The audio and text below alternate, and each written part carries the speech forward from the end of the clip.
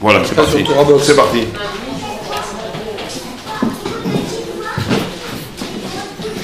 Je règle un petit peu.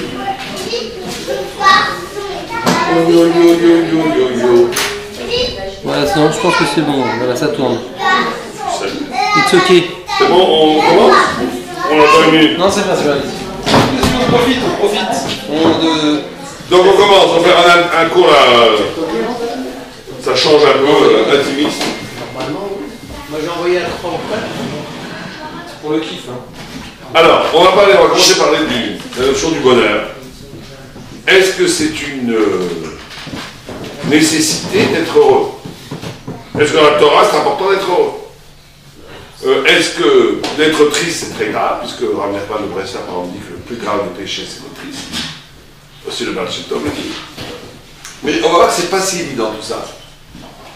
Il y avait une histoire une fois avec un rab, le Rabbi Cox, c'était un Rabbi Cox qui était un grand Rabbi Chassid, un peu comme ça, qui étudiait avant chez le Yehudi Akadosh, et il pleurait. C'est trop dur pour lui d'étudier à Yeshiva.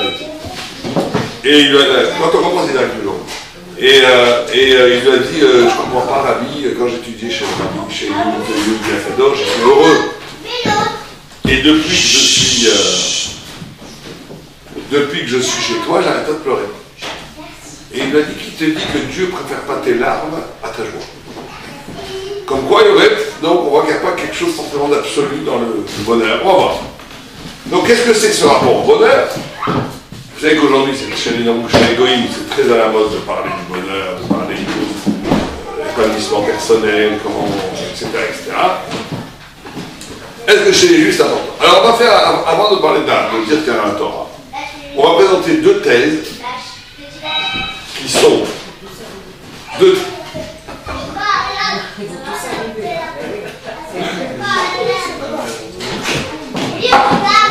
Bon, c'est bon. Ça va déclencher. Comme ça. Ça va déclencher. Si on attend. Oui, je vais faire ma tête, on va pas. Eh oh! Eh!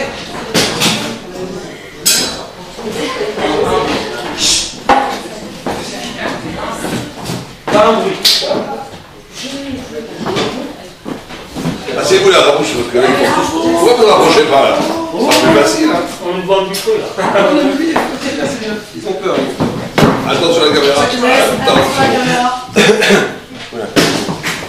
Bon, alors, donc on a dit, on va présenter deux thèses par rapport au bonheur, qui sont les deux fausses, puisqu'elles sont proférées par des goïms, et qu'on va voir ce que la Torah dit.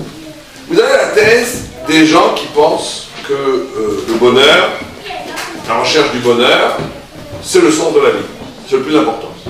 On le voit dans le stoïcisme, dans le bouddhisme, dans toutes sortes de, aujourd'hui aussi, chez beaucoup de philosophes. Ce sont ce qu'on appelle les philosophes du bonheur, les pensées du bonheur. Elles présentent le bonheur, la capacité d'accéder au bonheur à partir de 3 ou 4 éléments que je vais vous exposer rapidement. Ils font une différence entre le plaisir et le bonheur. Ce serait quoi la différence? On est en petit comité, on va en profiter, la personne pourra avoir plus interactif. Ce serait quoi la différence entre le plaisir et le bonheur, après vous? Une différence que vous donnerez. Quelqu'un qui aurait du plaisir tout le temps, est-ce qu'il serait heureux? Non. Peut-être que oui. Alors ils disent que la première différence, c'est que le plaisir, c'est on nourrit le plaisir. Ça veut dire que le plaisir, il est momentané, il n'est pas... Il avait terme. Ouais, il vient et disparaît, c'est éphémère. Alors que le bonheur, c'est quelque chose de global, de quelque chose qui dure, de quelque chose de stable. Et donc, la première définition du bonheur, est-ce qu'on est capable d'avoir une vie où, généralement, globalement, on est heureux? Ça, le plaisir ne peut pas te le donner, parce que le plaisir, c'est une passivité. Tu reçois du plaisir, alors que le bonheur, ça se construit. Tu le construis à long terme. Premier élément.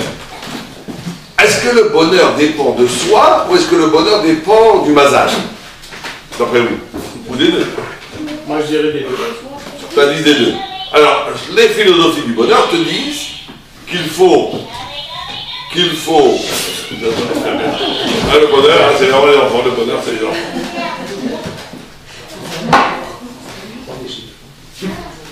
Oui, peut-être on peut fermer cette porte. Ah, mais peut-être qu'on ferme cette porte-là, là. Les Pikachu. C'est de blague. Voilà. Tu mets ça devant. Oui, on va les enfermer dans le sas. Ils ont fait avec les voleurs. Vous avez vu, aujourd'hui, il y a un cambriolage extraordinaire, on va raconter ça. Ah, dans Paris. Et ils l'ont enfermé, regarde, dans le sas. Ouais, ouais. Ah, mais bon. Qu'est-ce qu'ils ont Ah, ouais, mais Bon, laisse tomber. Alors, on peut commencer un cours de Torah ou pas? Ça va avec les lapins, les gamins. Donc, premier élément qu'on a dit, permanence contre l'éphémère. De toute façon, on est dans la première thèse, la thèse du bonheur. On va faire après la thèse que le bonheur est impossible, on va ce que la Torah dit. Et après, on parle un peu de la beauté dans le bonheur. On parle de la beauté dans le bonheur. Donc, la première chose, c'est que la différence entre le bonheur et le plaisir, c'est que le plaisir est éphémère, il passe, alors que le bonheur est permanent. Donc, il faut, pour être heureux d'après ces gens-là, et on va voir qu'il y a certaines idées qu'on retrouve dans la Torah, mais de façon différente, parce que c'est jamais les mêmes idées. La Torah, c'est toujours une révélation qui n'est jamais la même idée que les philosophes. Mais, on va voir que cette idée, être heureux, ça serait capable de traduire, de rendre permanent le plaisir.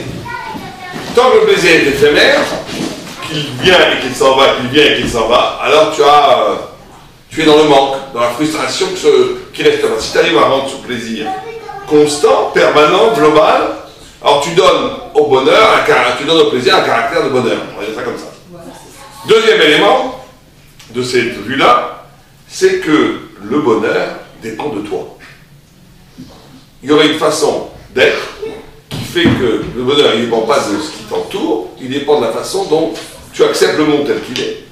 Et le monde tel qu'il est, le bonheur dépend d'une force intérieure, d'une joie intérieure, qui ne dépend pas de ce qui se passe autour de toi, parce que le monde soit joli ou pas joli, que le monde soit bien ou moins bien, un homme c'est une disposition d'être heureux. Et tu peux tout à fait être heureux, même si autour de toi ça ne va pas très bien, sauf peut-être des cas extrêmes comme Auschwitz, la Syrie aujourd'hui, ou des choses là, mais de façon générale dans la vie, il y a assez d'éléments dans l'existence pour construire un bonheur. À partir de toi, le bonheur ne serait pas dépendant de circonstances extérieures, il serait dépendant de toi. Est-ce que la Torah pense cela ou pas? On va voir. Troisième élément, que le bonheur ce serait de se trouver soi-même. C'est quoi le bonheur? Se trouver soi-même. Tant qu'on ne se trouve pas soi-même, on n'est pas heureux, on est à côté de la plaque, on est à côté de soi-même, on n'est pas heureux. Et quatrièmement, le bonheur ou le malheur n'existerait pas, il ne serait qu'en fait qu'une représentation. C'est toi qui pourrais décider, méthode Coué, si c'est le bonheur ou pas le bonheur. Là, je vous dis en vrac, plus ou moins toutes les idées qui ont traversé toute l'histoire de la pensée du bonheur. Ceux qui pensent que non, ils disent d'abord c'est absurde. Le bonheur, il ne dépend pas que de toi, il dépend aussi du monde extérieur. Et certains disent aussi que, vous savez que ceux qui sont dans cette idée, là, les stoïciens, ils disaient, l'homme, c'est tout à fait tragique, il n'y a pas du tout juif, il dit l'homme est comme un chien attaché à un chariot. Alors si tu vas avec le chariot en courant avec le chariot, ben ça va, tu auras une vie heureuse. Mais si tu résistes, tu vas aller dans ton même endroit, de toute façon, tu vas être traîné par le chariot. Mais tu n'es pas complètement ensanglanté, tu vas être blessé, tu vas être très malheureux. Donc c'est pas la peine de résister à la vie, il faut accepter le monde tel qu'il est, tu vas avec le monde, elle est belle. Est-ce que la Torah est d'accord avec ça? Ceux qui sont contre, ils disent, que non, le bonheur, bien sûr, que ça dépend de ce qui se passe autour de moi, et que la représentation d'un monde, selon de dire que le bonheur dépend de la façon dont je représente le bonheur, c'est un mensonge. Parce que tu passes ta vie à te mentir. Tu n'es pas vraiment dans la vérité de la vie. Alors, est-ce que la Torah, quelle position elle a par rapport à... Je vous ai dit très rapidement les deux positions. Qu'est-ce que la Torah pense par rapport à ça? Alors, comme d'habitude, la Torah, comme c'est la vérité, comme c'est la révélation de Dieu, elle est toujours elle englobe tous les contraires. Il n'y a pas un grand sujet dans la Torah qui n'amène pas de façon contradictoire. Il n'y a pas un grand sujet dans le Talmud qui n'est pas exposé de façon contradictoire. On pense comme ça, on pense le contraire. Par exemple, on pourrait voir dans l'aphorisme, le Pirkei Avot, Miwashir à sa mère Becheko, qui est le riche, celui qui se contente, celui qui est joyeux de sa part. On a l'impression qu'on est dans la tête du bonheur là. Ça veut dire que tu sois milliardaire ou pas milliardaire, ça ne change rien. Tu sois millionnaire, milliardaire ou fauché, C'est pas grave. L'important, c'est que tu puisses jouir, être heureux dans la situation, que l'argent que Dieu t'a donné, ça te suffit pour avoir une vie formidable. Là, on serait plutôt dans l'optique de la philosophie du bonheur. Mais tu vois, un autre Gemara qui dit pas du tout. Quand quelqu'un il fait un serment, il dit arrête les coups d'échec, voici je t'épouse, almena chani achir, à condition que je sois riche. Et bien on ne dit pas est-ce qu'on va voir, est-ce qu'il y a un gars qui est content de son argent, de son argent. On voit s'il est riche, si les gens dans la ville le mechabed pour son argent. C'est-à-dire qu'on va d'après la réalité. Et encore une fois, il y a énormément comme ça de contradictions dans la Torah, où d'un côté on te dit que le bonheur, c'est justement d'accepter la vie, et d'un autre côté on ne dit pas du tout. Par exemple, une Gemara qui dit, vous savez, qui est écrit dans la Torah, soi-disant, qu'il y a une faute d'orthographe à première vue. Quand il écrit Vaïtsar, l'homme a été créé, dans tout Vaïtsar, il y a un Yud. Quand l'homme est créé, il y a 2 Yud. Il y a 2 Yud. Pourquoi il y a 2 Yud? Alors, il y a une marque dans la Gemara. Certains disent 2 Yud, c'est le bien et le mal. D'autres disent c'est l'homme et la femme. D'autres ils disent c'est l'écartèlement, c'est Olamazé Olamaba. Et là il dit non, c'est que l'homme il n'est pas harmonieux. S'il est avec le corps, eh bien il est triste parce que la chair est triste. Et s'il est avec l'esprit, avec l'âme, alors il est triste aussi parce que le corps se venge en lui envoyant des mauvaises idées. C'est un mal. Rachid dit comment il se venge en lui envoyant des mauvaises marchalotes. Donc tu vois là une vision de l'homme dans sa création duel, qu'il est tellement duel qu'il ne peut jamais être en paix. On est très loin de la philosophie du bonheur. Harmonieuse, j'accepte le monde, tout va bien, zen, je suis cool, pas du tout. T'es écartelé entre... C'est quoi ces 2 yud? C'est 2 oi. C'est 2 cris, 2 oi, yud, oi, oi. Ça va pas du tout. Donc on est ici dans une sorte... On ne comprend pas très bien comment ça se passe. Alors, en vérité, alors, ça se passe comme ça. Ça se passe. On a dit que dans la philosophie du bonheur, certains pensent que le bonheur, c'est se trouver soi-même. Ceux qui sont les anti-philosophie du bonheur, on revient chez les Goy, ils disent que soi-même, ça n'existe pas. Vous savez que c'est très intéressant de voir que quand vous avez un animal, quand il naît, il a déjà des talents, il a déjà un programme, il a déjà des vocations.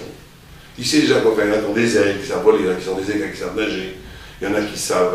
Vous prenez des tortues qui naissent, c'est à quoi de voir ça. Elles viennent naître, toutes seules, elles savent se tourner vers l'océan. Elles savent nager, elles n'ont jamais appris. Un bébé qui naît, vous le laissez tout seul, il meurt. Il n'a rien, même il est nu, il n'a pas d'écailles, il n'a pas d'ailes, il n'a rien. Non, un homme n'a rien, il n'a aucun atout. Et il n'est pas préprogrammé. Donc certains disent, l'homme, il n'est rien. Donc comme il n'a pas de naissance, tu ne peux pas dire que le bonheur c'est de se trouver toi-même, parce que tu n'as pas de naissance. Tu vas être ce que tu vas devenir. Ça a été toute ta philosophie d'existentialiste, tu es ce que tu vas devenir plus tard. Qu'est-ce que la Torah répond de tout ça? On va essayer de rentrer dans une pensée de vérité qui est complexe par définition. La Torah, elle dit la chose suivante. La Torah, peut-être que quand Dieu a voulu créer l'homme,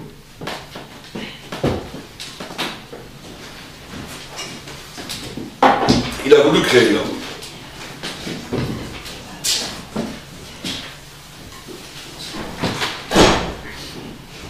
Alors qu'est-ce qu'il a fait? Il a convoqué les anges. Il dit que ça vaut le coup de créer l'homme. Un a dit oui, un a dit non. L'ange de l'amour a dit créer l'homme, il est capable d'amour. L'ange de Zdaka a dit créer l'homme, il est capable de ça. L'ange du Shalom, il a dit... L'ange du Shalom, il a dit surtout crée pas l'homme. Il fait toujours des bagarres. L'ange de la vérité, il a dit surtout tu crées pas l'homme. L'homme, c'est un grand baratineur. Il est incapable de dire la vérité. Et il y a eu comme ça dans le ciel des fracas, dans le fracas céleste, Ibaré, Al-Ibaré, crée, ne crée pas, crée, ne crée pas. Et au milieu de la discussion, Dieu a dit aux anges, pourquoi vous discutez? J'ai déjà créé l'homme. Au milieu de la discussion. Parce qu'il y a écrit à la Torah, Naasé Adam, Betsamenu. La Midrash Atikra Naasé là, Naasa, Naasa Gva. Je l'ai déjà créé. Parce qu'en hébreu, il n'y a pas de voyelle, donc tu peux jouer avec les lettres. Naasé, Naasa. Bon, Midrash magnifique, les anges qui disputent. Dans le Beta Midrash céleste, ça crie crée l'homme, ne crée pas l'homme, crée l'homme, ne crée pas l'homme. Discussion. Et Dieu dit, j'ai déjà créé l'homme au milieu. Je comprends pas. Si Dieu, il ne sait pas, c'est failli. D'abord, lui, il sait. On dit pourquoi il fait ça pour montrer qu'il faut demander à plus humble que soi des amis, d'accord. Mais pourquoi il suscite une discussion sans attendre la fin de la discussion? Si je vous demande, ça vaut le coup d'acheter cette voiture, vous me dites oui, vous me dites non, vous me dites oui, vous me dites non. Et je vous dis, j'ai déjà acheté, qu'est-ce que vous allez me dire? Vous allez me dire quoi? Ah non, vous allez me dire, ça va pas la tête, j'ai pas que ça va dans ma vie. Tu me demandes des trucs, tu as déjà fait. Voilà, ça c'est le bon Dieu, on ne discute pas. Mais pourquoi Dieu il suscite une discussion si ça ne sert à rien, cette discussion? Puisqu'il a déjà fait au milieu de la discussion. Vous comprenez le problème? Qu'est-ce que vous dites? Il voulait imposer, il trouvait que c'était une bonne chose de créer l'homme. Non, justement, il n'a pas imposé. Non, il a imposé, mais il ne fallait pas demander alors. C'est pas sérieux si tu demandes un avis et que tu crées au milieu de la vie le truc. Pourquoi il fait ça? Quelqu'un a une idée ou pas? Personne n'a une idée? Pourquoi il suscite une discussion? Et au milieu de la discussion, il crée l'homme. Parce qu'en réalité, si on a des oreilles prophétiques, si on écoute bien le ciel, s'il y a des prophètes parmi nous, il y a un prophète parmi nous, s'il écoute bien le ciel, cette discussion elle est encore jusqu'à aujourd'hui. Il y a des anges qui disent Ibaré, des anges qui disent Alibari, Ibaré, Alibari. Pourquoi? Parce que si on avait décidé de ne pas créer l'homme, alors on ne serait pas là. Si on avait décidé qu'il fallait créer l'homme, on serait là, mais on n'aurait aucun sens dans la vie, parce que quelqu'un d'autre, fût-ce Dieu, aurait décidé qu'on vaut le coup d'exister. Tu vaux le coup d'exister, tu peux peut-être assez vite, tu n'as plus de liberté. Tu peux faire toutes les ch'touillottes, Dieu a décidé que tu vaux le coup d'exister. Donc il ne faut pas qu'on ait décidé que tu vaux le coup d'exister.